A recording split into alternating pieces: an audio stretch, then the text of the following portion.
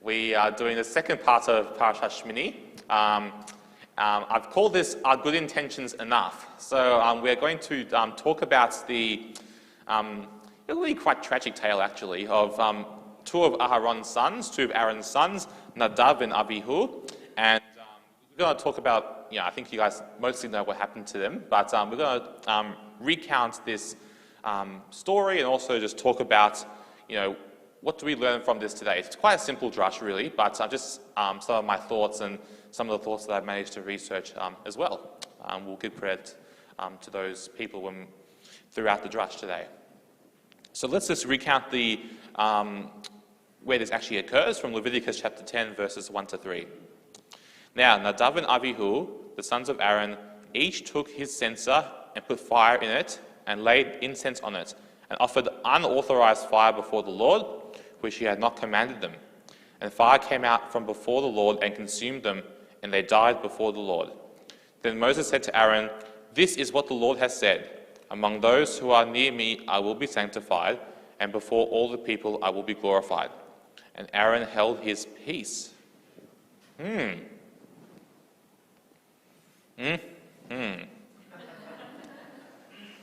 So, when we look at this story, it looks pretty harsh.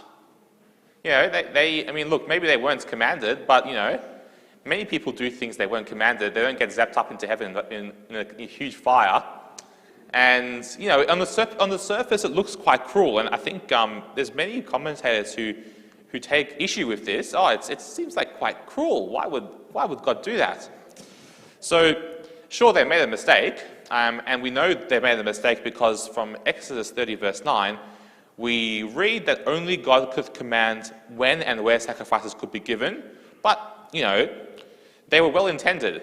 They didn't, they may have not followed God's commandments to the letter, but they meant well, They meant well. They had the right intentions. They had the right heart, we would say. Did they deserve to die? Tough question. It seems like a very harsh punishment. So it's interesting because we hear this a lot, not only in the church or Messianic circles, but in the world. It's like, that person meant well. This person, they had the right heart. So it's quite challenging that, it's quite clear they had the right heart, but they died still. So it's hard for us to grapple with our idea of God being a merciful God with this, quite intense, what seems quite harsh punishment. So I'm going to very quickly summarize what the rabbis thought. And again, this is actually not coming from, most of this is coming from the work of a scholar called Ezor Ben Sorek, and he's a retired scholar now of essentially Hebrew and biblical literature, but he's not a Messianic Jew, and he's basically he had a blog recently on this parashah, and he actually did a very good summary. I'm just paraphrasing what he said, just to sort of give a brief overview.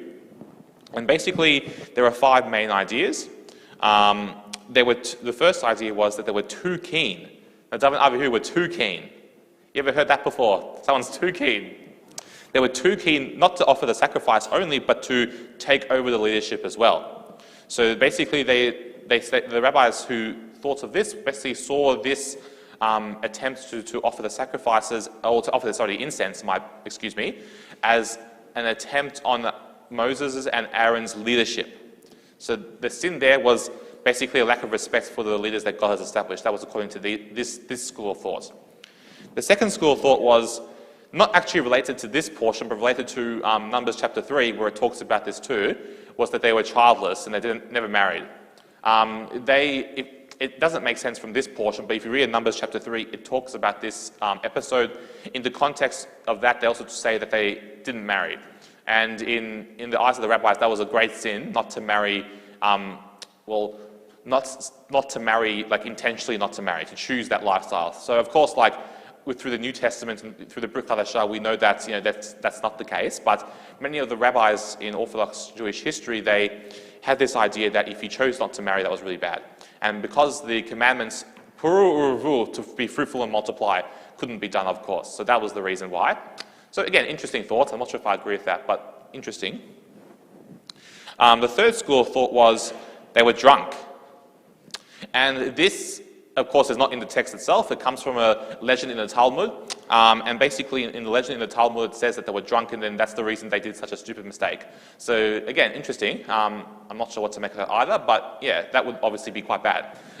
You shouldn't be drunk when it's like me coming up here drunk to like give this, do the services of God. Yeah, you wouldn't want to be intoxicated with substances doing that. The fourth school of thought was they entered the tabernacle on a forbidden day, so there was some special day they weren't allowed to enter. I don't really know too much more details about that, to be honest. And the last one, which I think is probably the most likely, is that they entered the Holy of Holies when only the high priest could do so. So they entered too close to God's presence without thinking about it.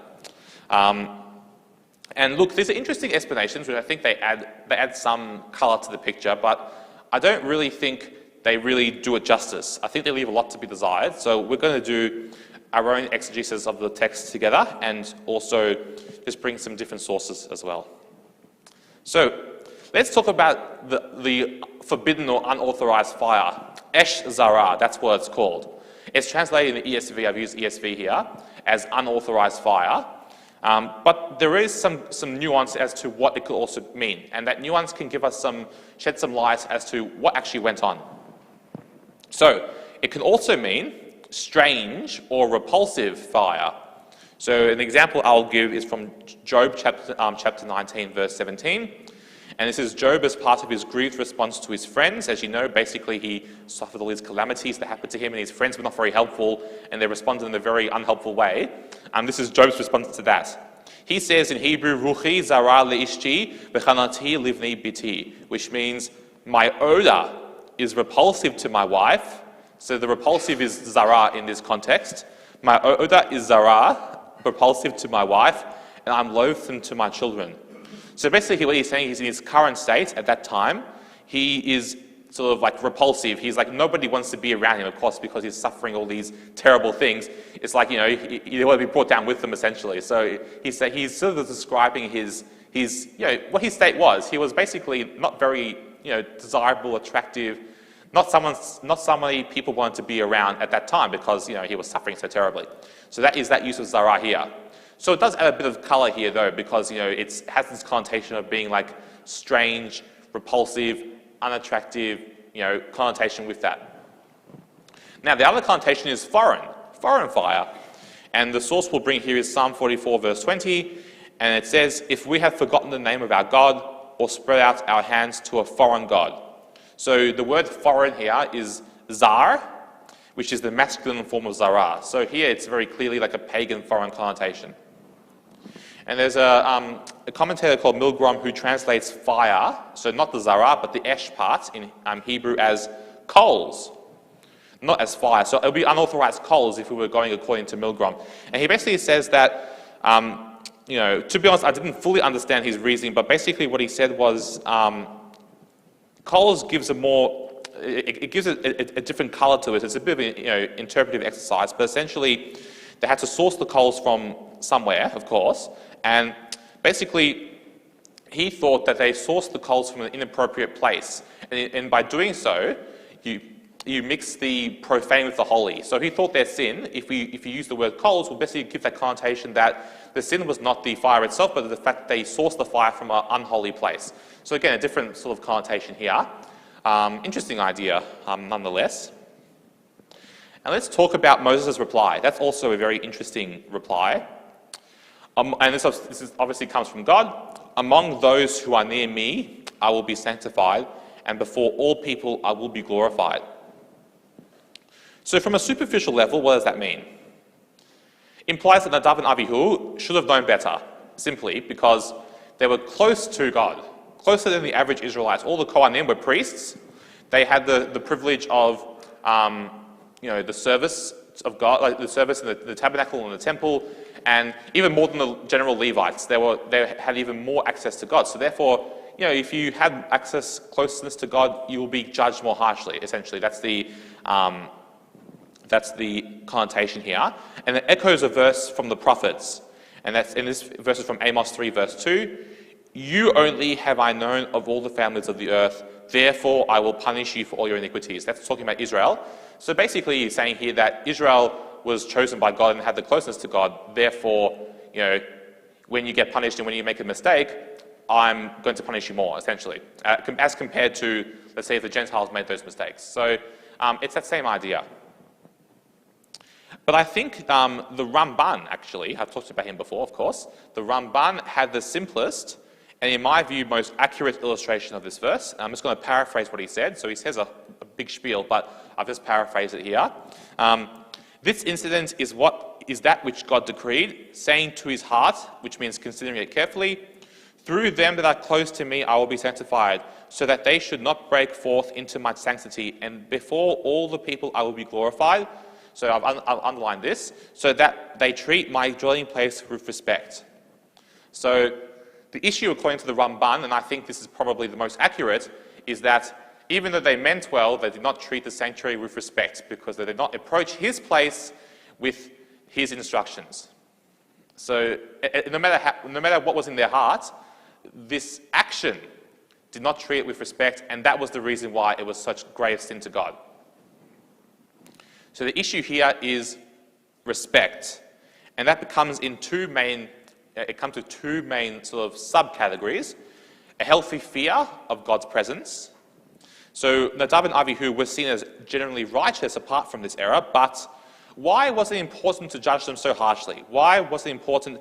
I don't think saying, they were close to God quite cuts it. I don't think that explains enough as to why this particular sin. And the reason why it was so bad was because there were examples also for Israel. There were examples for the rest of the Kohanim, of the Levites, and also for the children of Israel as well. Israel would follow their example. If Israel could see that the righteous can get away with approaching the tabernacle with such disrespect, perhaps the Israelites would be convinced that they could do the same. But if Israel could be seen that even the righteous could be judged for their sin, then the commoners of Israel would be even more fearful of the judgments that would occur if they were to make the same mistakes. And this is an idea expressed by the rabbis, but also expressed in the Brit Hadashah. And actually, it was interesting that these ideas actually, not related to this directly, but this principle can be found in the Brit Hadashah too. And I found some of this evidence in actually the letters of 1 Peter and 2 Peter. So I'll read from 1 Peter chapter 4, verses 16 to 18. Yet if anyone suffers as a Christian, let him not be ashamed, but let him glorify God in that name. For it is time for judgment to begin at the household of God. And if it begins with us, what will be the outcome for those who do not obey the gospel of God? And if the righteous is scarcely saved, what will become of the ungodly and the sinner? So saying here, even the righteous, even the ones close to God, even the ones who call on God's name through the faith of Yeshua the Messiah, even we will be judged. Let's not imagine what will happen to the rest of the world. So in that sense, of course we are saved, but scarcely saved. We do not deserve it. In that sense, if we think about the example of Nadav and Avihu, even they were judged. And they were generally righteous and close to God. Let's not think what would happen if the rest of the commoners, let's say, I'm a commoner, I'm not a priest, so, I'm not saying this is like a haughty way, but even they would be, even the righteous were judged, even, how much more so the commoners. So that idea comes from, is echoed here as well. And from 2 Peter verse 2 to 4, I think it's even clearer. If God did not spare angels when they sinned, but cast them into hell and committed them to chains of gloomy darkness to be kept until the judgment. So God does not even spare his messengers. So if even the righteous could be judged so harshly, what hope is there? There is a hope, of course, but we will explore that hope towards the end of this drash today. The second principle is the respect for his presence. So Israel needed to learn this lesson. I think the reason that they were judged so harshly is this was public. Israel needed to learn the right lesson because it would set the tone for the rest of their observance. This is, a very young nation. They were very raw, very fresh, just came out of Egypt not that long ago, really. They needed to be schooled in the right habits from the start, and this was a big impediment to that. Israel needed to learn to obey God and respect his presence. Normally, if you would enter his presence, you would die, of course, and this is something that's seen throughout, the Tanakh and the Brit Hadashah. If you entered his presence, you would, and you entered it in the wrong way at the inappropriate time, you got too close, you would die. This should invoke fear and awe as well as respect. Even more so, they need to respect the ways in which God has allowed us to approach him. Even though they meant well, it was not up to them, and it's not up to us to decide when and how and why we approach him, even if it's well-meaning. God cares about how we approach him and how we worship him. If making a mistake regarding this, even with good intentions, merits death, we better get it right. This is very, very important because, Nadav and Avihu, they died for not doing it the right way. Now, it's not every day that God strikes down people with fire, but, if even they with good intentions and the right heart made a mistake which deserved death, we better get it right in our day today. And this is actually very much expressed in Ecclesiastes, chapter 5, verse 1. Guard your steps, which means obviously walk carefully, when you go to the house of God. To draw near to listen is better than to offer the sacrifice of fools, for they do not know that they are doing evil. So even if the fools are not always, it didn't say the sacrifice of evil people. It said sacrifice of fools. So fools tend to mean well, I can't assume that, but they often mean well.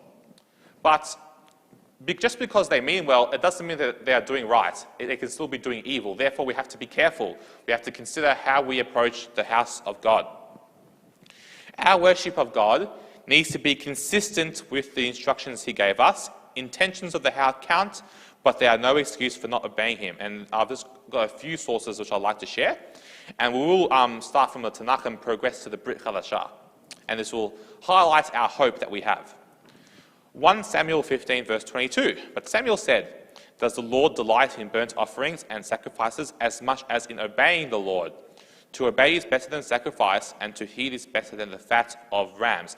This is again in response, of course, to Saul, because Saul, of course, disobeyed God when he didn't kill the Amalekites.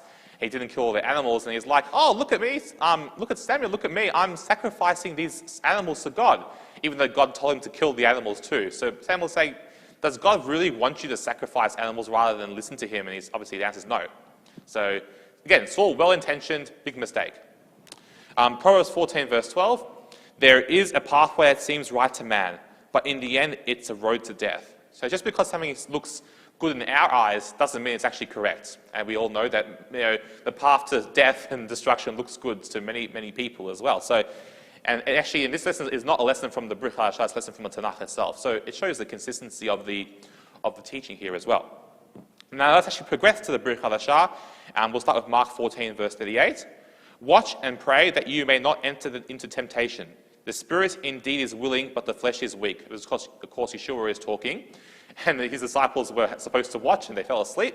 But again, he's acknowledging that the spirit can mean well, the spirit can be willing, but it doesn't mean that those people are able to do the right thing.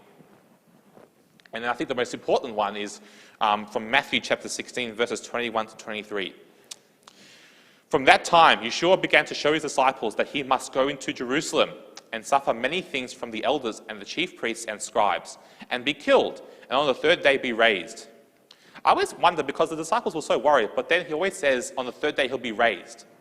So it seems like, I mean, of course, now it's quite obvious, but I imagine what they'll be thinking at that time. Interesting, anyway. And then Peter took him aside and began to rebuke him, saying, "Far be it from you, Lord, this shall never happen to you." But he turned and said to Peter, "Get behind me, Satan. You are a hindrance to me, for you are not setting your mind on the things of God, but on the things of man."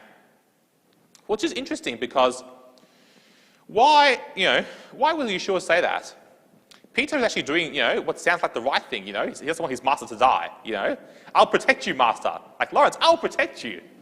Not that, not comparing, but it's like saying, I will protect you. I'm going to sacrifice myself for you so you don't be killed. But Yeshua is saying this is evil.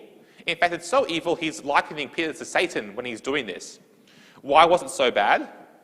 Even though Peter meant well, it was against God's plan. God's standard is the one that defines the worthiness of the actions, not our intentions. We need to seek his spirit and study his word to understand his instructions for how we are to interact with him.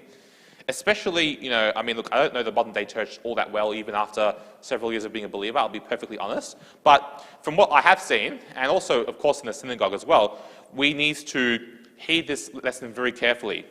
There is freedom in the Messiah for different expressions, yes, but sometimes this freedom is abused to practice things which are not in keeping with his instructions. And I'm going to say this as well with, it's not just in the church, it's also in the synagogue, it's any place of worship, it doesn't just mean the church. But since we are the ones who claim to know him, we are more heightened. We have this closeness to God, so we should know, yes, even better. Despite the fact that those behind those practices may be well-meaning, this is not sufficient.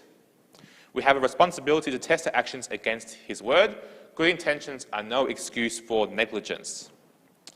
Our worship needs to be directed towards him through the methods he has given us, actually. And this was very challenging to me because, as you know, there are many people, and I've said this before, there are many people who mean well, who mean to approach God or approach the truth in the way they know how.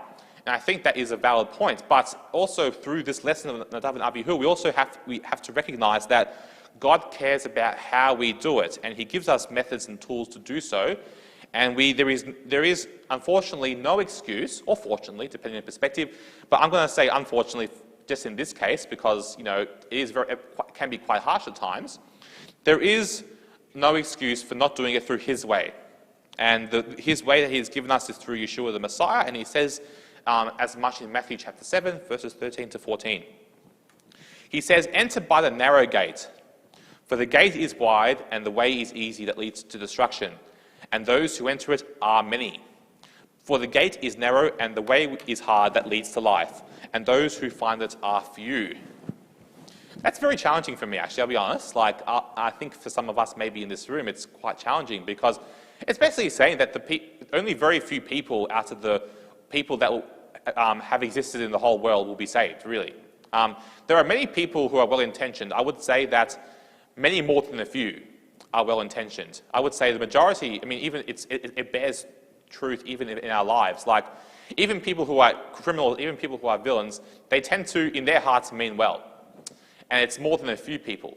But you say here, only a very few people will enter through the gates that leads to life. So what it's showing here, combine this verse with our example, with our experience in our context in their day, but also in our day, it's not enough. It's confronting, it's challenging because there are people who mean well who won't be saved by God, and that's very, very challenging for me, because for me it sort of grapples with, I guess what we've been taught, or especially in a synagogue, that there isn't that sort of black and white. It's more that if you do your best by what you know, then God will reward you and God will have mercy upon you.